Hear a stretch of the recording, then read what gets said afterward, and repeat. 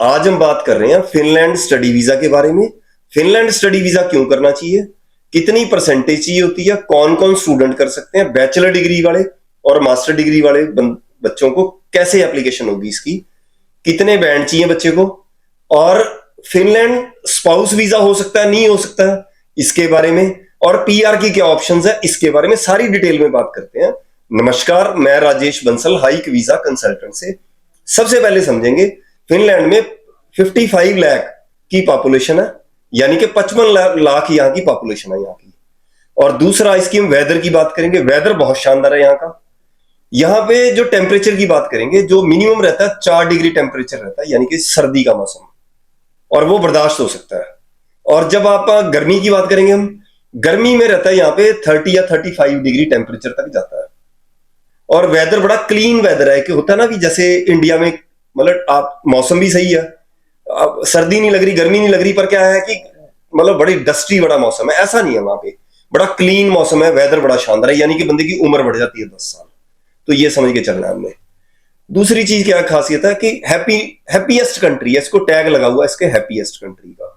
अमीर कंट्री तो कोई हो सकता है, पर हैप्पीएस्ट होना अलग चीज होती है। आप नॉर्वे के बारे में बात करेंगे। नॉर्वे एक रिच कंट्री है, बहुत ज्यादा हर चीज है वहां पे, पर वो हैप्पीएस्ट नहीं है। वहां पे डिप्रेशन में लोग चले जाते हैं, उनकी अलग तरह की ट्रेनिंग होती है वहां पे सरवाइव करने के लिए। पैसे से हैप्पीनेस नहीं आती। दूसरा, अब इनटेक के बारे में बात करेंगे। इनटेक कौन से हैं? मेन इनटेक होता है सितंबर इनटेक, जिसकी डेडलाइन खत्म हो चुकी है। जनवरी इनटेक के लिए एप्लीकेशन हो सकती है। अब जनवरी इनटेक के लिए मास्टर के लिए रेयर चांस होगा। बैचलर डिग्री के लिए, मेडिकल और नॉन मेडिकल के लिए काफी ऑप्शन होंगी।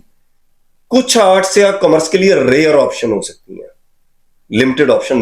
अब परसेंटेज क्या चाहिए? चाहे आपने +2 की हुई है, चाहे आपने ग्रेजुएशन की हुई है, 60% नंबर चाहिए आपको। अगर 55 से ऊपर नंबर है तो आपको रेयर चॉइस मिलेगी, यानी कि आपकी ऑप्शन कम हो जाएगी आपकी। अब करेंगे बैंड की बात। जो आइलेट्स का स्कोर ही चलेगा, सिर्फ 6 बैंड, मिनिमम 5.5, ये चाहिए +2 वाले स्टूडेंट के लिए। और जो अगर मास्टर डिग्री के लिए जा रहा है तो उसको 6.5 और मिनिमम उसको 6 बैंड चाहिए। तो ये उसकी रिक्वायरमेंट होगी। पीटी को इतनी जल्दी चलता नहीं है यहाँ पे, कोई और नहीं चलता, मेन आइलेट्स ही चलता है यहाँ पे। अब क्या है कि मास्टर के लिए कैसे जाए? जो तो बैचलर डिग्री के लिए जा रहा है वो 3 साल की बैचलर डिग्री मिल सकती है उसको, +2 वाले बच्चे को 4 साल की भी बैचलर डिग्री मिल सकती है। और जो मास्टर के लिए जा रहा है, बैचलर डिग्री के बाद आपको 2 साल का जॉब एक्सपीरियंस इंडिया के अंदर चाहिए, तब आप मास्टर डिग्री वहां पे कर सकते हो। गैप आप 8 से लेकर 10 साल का भी चल जाता है। आप डिपेंड ये करता है कि आप गैप को सही से जस्टिफाई कर रहे हो।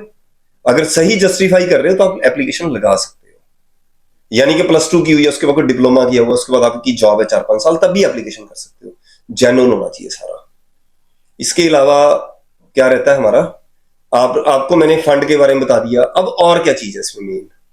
मेन क्या होता है, बच्चा ये चीज चाहता है कि मैं किसी कंट्री में जा रहा हूं, स्टडी कर रहा हूं, मेरे को क्या पार्ट टाइम जॉब की परमिशन होगी, उसके बाद जॉब की परमिशन होगी।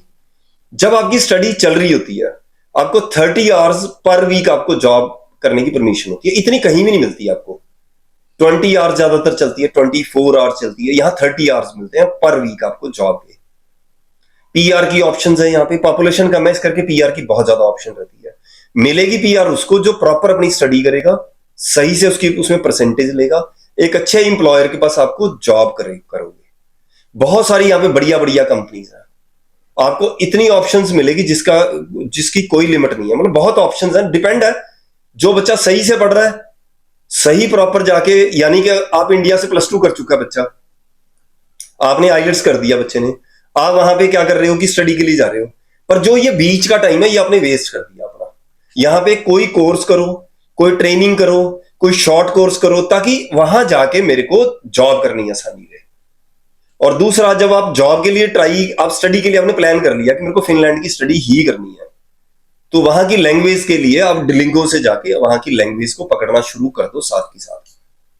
तो करना क्या, हमने शुरू से लेकर एंड तक अपनी पूरी तैयारी करनी है। एक प्लान बनाओ और एक टारगेट रखो कि मेरे को तो यही करना है बस।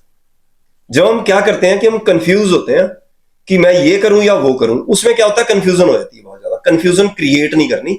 आइलेट्स का पेपर देने के बाद आप अगर वहां की स्वीडिश लैंग्वेज चलती है, फिनलैंड की अपनी लैंग्वेज है वो भी चलती है वहां पे, तो उससे क्या होगा, आपका वेज रेट थोड़ा बेटर होगा आपको, क्योंकि इंग्लिश भी साथ आती है। बहुत सारे लोगों को इंग्लिश नहीं आती, वहीं की लैंग्वेज आती है, उसकी वो पैकेज नहीं होगा जो आपका होगा। आप इंटरनेशनल लोगों से भी बात कर सकते हो, वहां के लोकल लोगों से भी बात कर सकते हो, मल्टीपल आपके पास ऑप्शन है। और अगर आप फिनलैंड की एप्लीकेशन करते हो, चाहे आप बैचलर डिग्री के लिए जा रहे हो चाहे मास्टर डिग्री के लिए जा रहे हो, अपने स्पाउस को लेके जा सकते हो, अपने बच्चों के साथ भी जा सकते हो। और ये ऑप्शन है कितनी बेटर, देखो। तो अगर आप फिनलैंड जाते हो, आपको प्लान 100% करना चाहिए, सही से एप्लीकेशन करेंगे, ट्रांसपेरेंसी से एप्लीकेशन करेंगे, सारी आपको एप्लीकेशन शुरू से लेके एंड तक दिखाएंगे, और उसी बच्चे का केस पकड़ेंगे जिसकी एलिजिबिलिटी बनती है। कई बार क्या होता है, कंसल्टेंट को एक नॉलेज ही नहीं होती, आपका केस पकड़ेगा, आपका केस हो सकता है खराब हो जाए। सारी शुरू से लेके एंड तक आपको एप्लीकेशन दिखा के आपको सेटिस्फाई करके तब एप्लीकेशन लगाएंगे, 100% आपका वीजा आएगा। कोई डाउट हो रहा है, नीचे लिखे नंबर पे कॉल भी कर सकते हो, हाइक वीजा पे आके मिल सकते हो। हाइक वीजा क्वालिटी पे विश्वास करता है। नमस्कार।